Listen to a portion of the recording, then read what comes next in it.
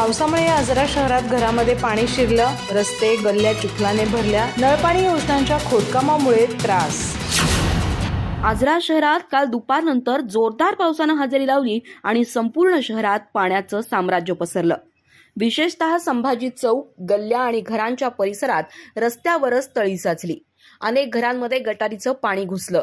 इनॉस गॉडत, अशोक पाचवडेकर, सुरेश जाधव, किरण पोवार यांच्या घरातही पाणी शिरल्यानं घरातील वस्तूंचं नुकसान झालं।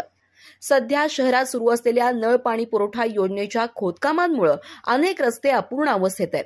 त्यामुळे पावसात चिखल, गटारीचं पाणी आणि ठिकठिकाणी साचलेलं तळं यामुळे नागरिकांना मोठ्या त्रासाला सामोरं जावं लागतंय।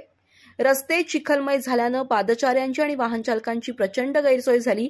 या परिस्थितीमुळे आरोग्याच्या दृष्टीनं धोका निर्माण झाला असून नगरपंचायतीनं तातडीनं रस्ते आणि गटारीची कामं पूर्ण करून शहर स्वच्छ ठेवण्याचं आव्हान स्वीकारावं अशी मागणी होतीये। अधिक माहिती आणि ताज्या घडामोडींसाठी आजच आमचे चॅनल सबस्क्राइब करा।